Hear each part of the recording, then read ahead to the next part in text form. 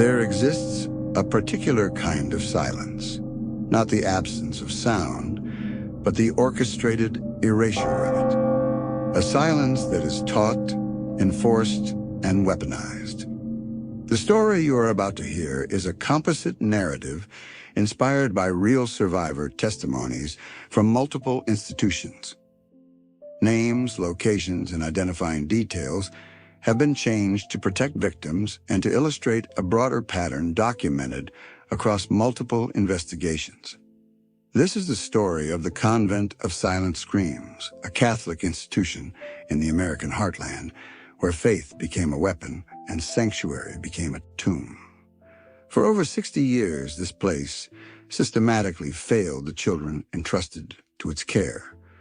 But this is not just a story about individual predators. This is a story about institutional evil that happened right here in America. And at the end, you will understand something troubling. The abusers were never working alone. This could have happened at an institution near you. Part 1, The Sanctuary. Between 1940 and 2002, a Catholic orphanage and convent operated in a small Midwestern town. Let's call it what survivors came to know it as, the Convent of Silent Screams. It was a beautiful building, red brick, ivy-covered walls, the kind of place your grandmother might have donated to, the kind of place that seemed to represent everything good about Catholic charity in post-war America. Between 1940 and 2002, approximately 2,847 children passed through that institution. Orphans, children of single mothers, children whose parents couldn't afford to feed them, children who had no one else.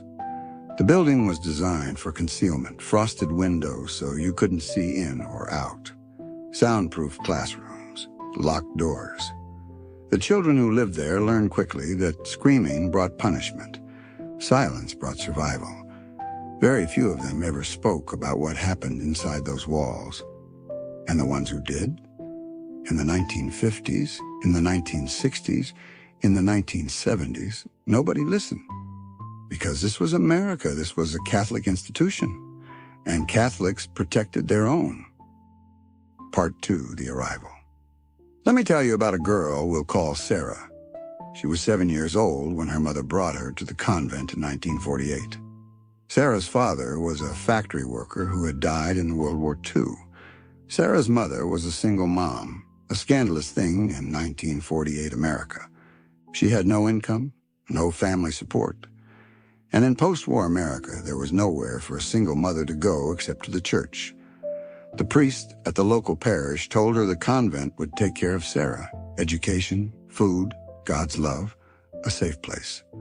Sarah's mother kissed her goodbye on a cold November morning. She was never allowed to visit again. The convent's policy was clear. Contact with the outside world weakened faith. Family ties were obstacles to spiritual development. No photographs, no letters, no visits. Sarah would not see her mother for 58 years. When Sarah arrived, Sister Margaret, a nun who worked in administration, hit her across the face for asking where the bathroom was. That night, Sarah wet herself from fear. In the morning, she was forced to wear the soaked dress for an entire day. The other girls were forbidden to help her. Think about what that does to a child. A child grows up being told that pain is love, that violence is grace, that her abuse is a gift from God. When you escape that place, those beliefs don't disappear. They become the voice in your head telling you that you are broken, that you deserved what happened, that you should be grateful. This is not just abuse. This is the destruction of a human being's ability to understand reality. Part 3, The American Architecture. The convent's structure was deliberate. Located in rural America, far from city inspectors. Dormitories isolated from the rest of the building. Soundproofed classrooms. Basement rooms where screaming didn't travel. But this design was not unique to one convent. Similar institutions operated across America during the 20th century. In Boston, in Los Angeles, in Chicago, in rural towns across the Midwest and South, the architecture was intentional.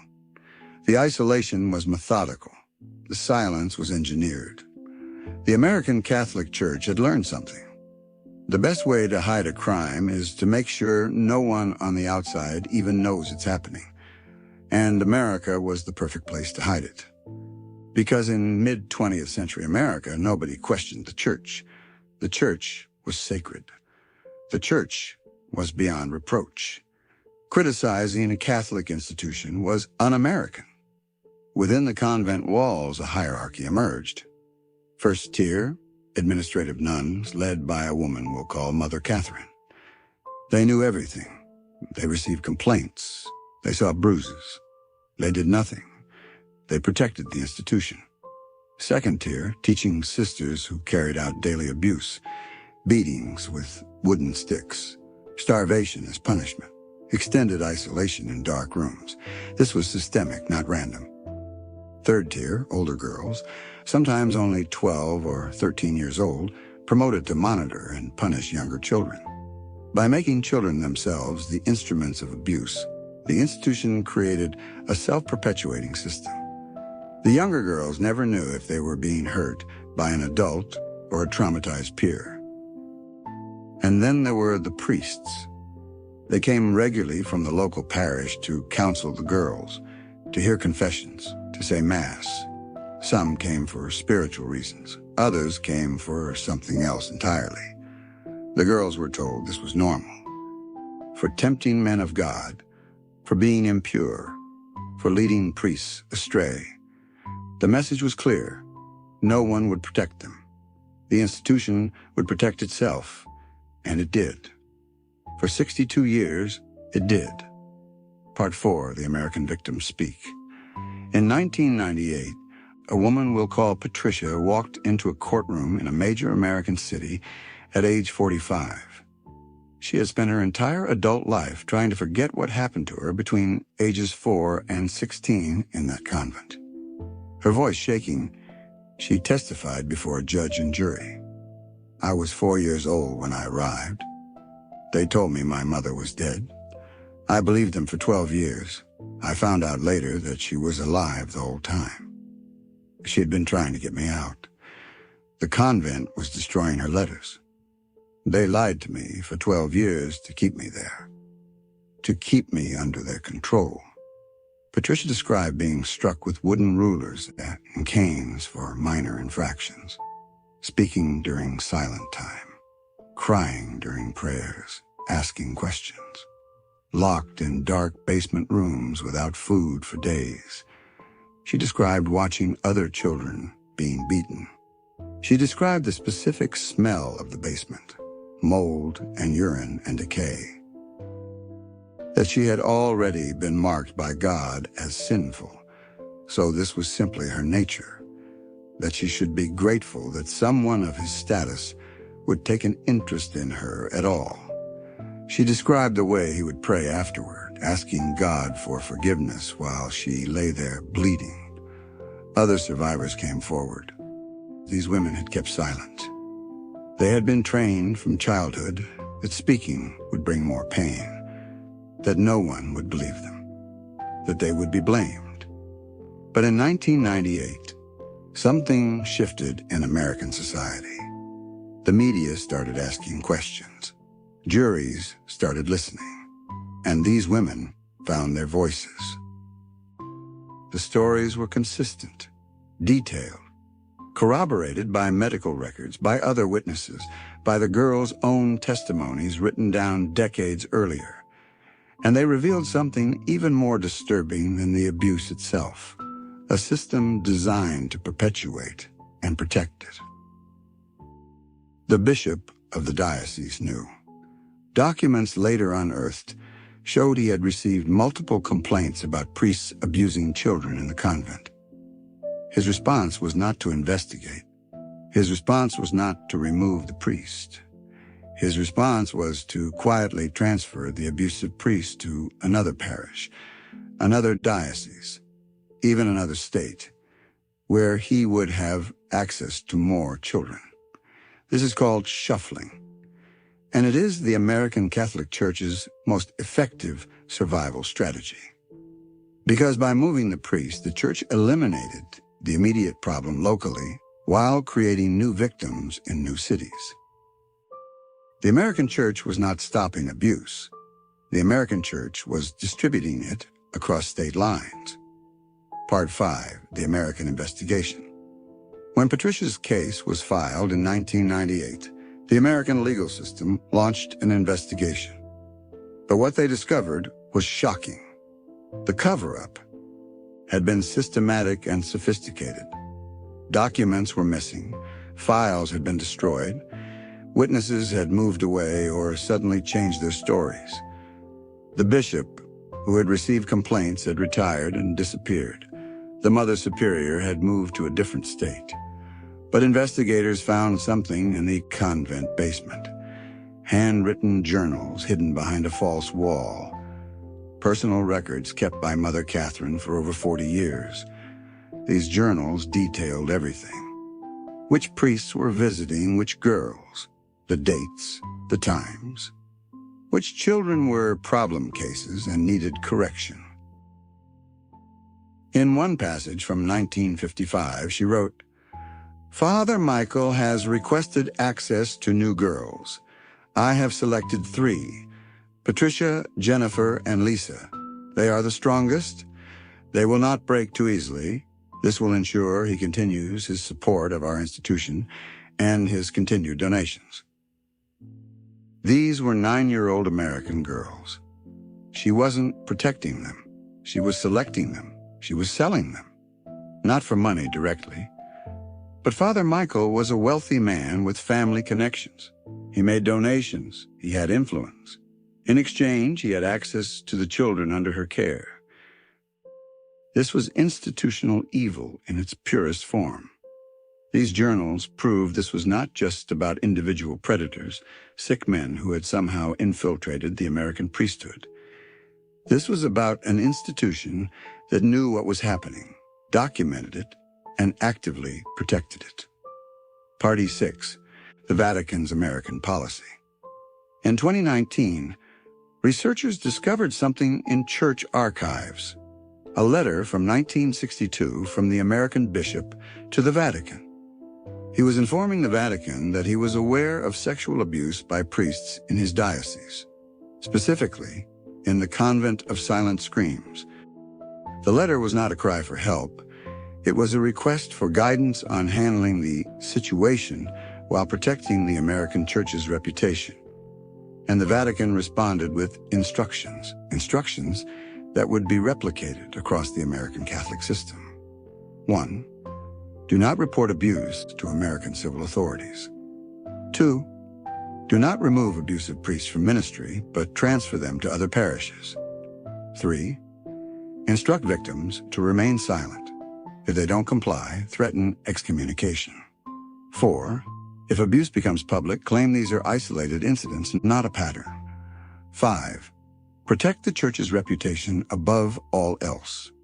One Vatican official wrote, "The sins of the flesh are less grave than the sins of scandal. Therefore, the protection of the Church's reputation must take precedence over the justice of the abused." The Vatican was saying that protecting their image in America was more important than protecting American children from rape. This was not a cover-up. This was a policy.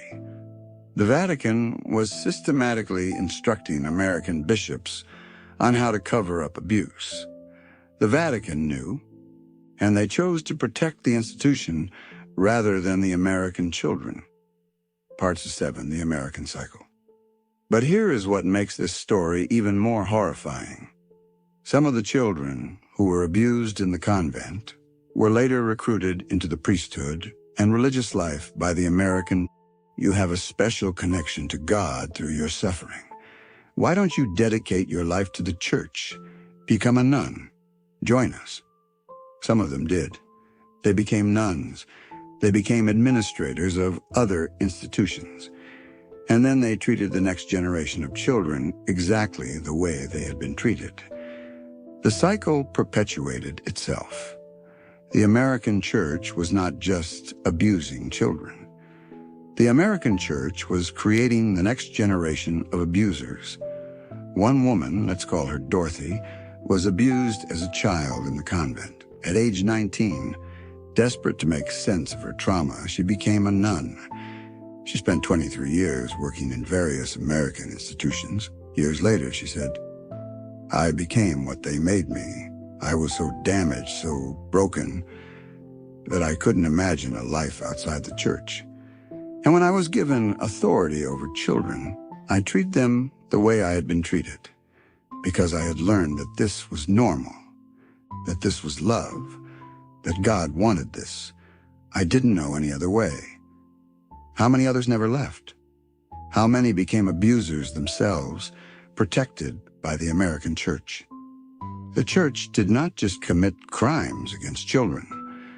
The church infected those children with psychological damage and then used that damage to recruit new abusers. Party 8, the American Reckoning. In 2002, the Convent of Silent Screams was officially closed by the American Catholic Church. But the real consequences were minimal. Mother Catherine never faced prosecution. She died quietly in 2005 in a church-provided retirement home at the age of 87. She never apologized. She never expressed remorse. In interviews near the end of her life, she maintained that everything she had done was for the spiritual development of the children. Father Michael was quietly reassigned to a parish in a different state in 1987, where he continued to have access to children until his death in 2001.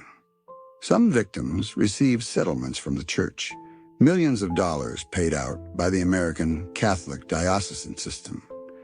But the settlements came with a condition: silence, non-disclosure agreements that legally prevented them from talking about their abuse. In other words, even in their compensation, the American church was still buying silence. But some survivors refused to be silent. In 2020, Patricia published a memoir. In the foreword, she wrote, "For 56 years, I was silent. But silence is a choice, and I choose now to break it. This book is for every child told their abuse was love. This book is for every American child who learned to swallow their screams. This book is a scream, a long, overdue scream, and I will not be silent again." Patricia's book led to new investigations. More victims came forward. More American dioceses were scrutinized. The American legal system began demanding accountability. But some files remained sealed. Some perpetrators remained protected. Some victims remained silent.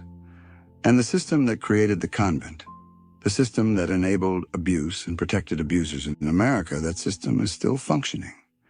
It is still breaking children. It is still swallowing screams.